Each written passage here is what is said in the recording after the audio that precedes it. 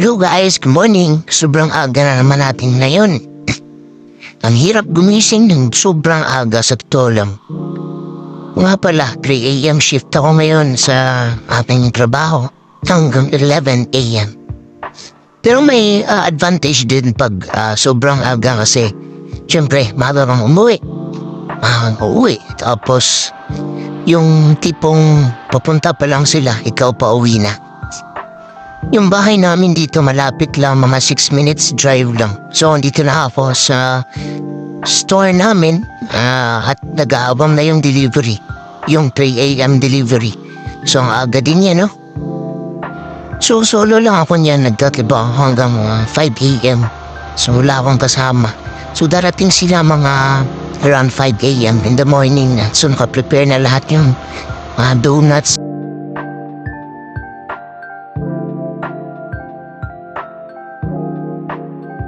So, sama ko nga pala yung mga katrabaho ko break namin, second break.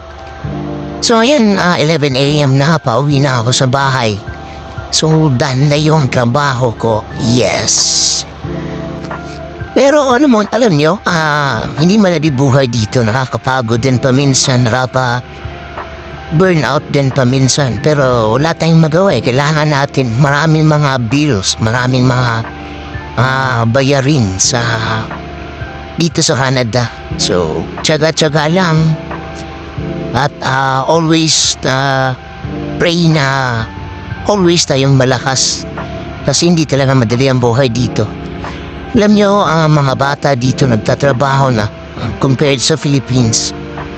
Na, syempre, may mga ibang teenager na nakaano pa rin sa parents nila.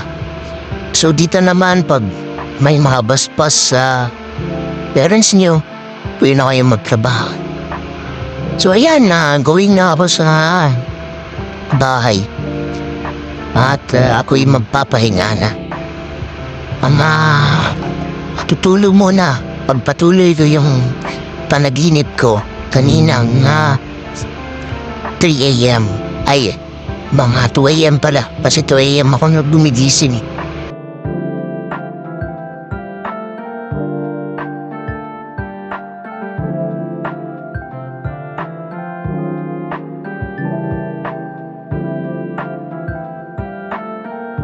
So, yun lang po. Sana nag-enjoy kayo. And see you in my next video.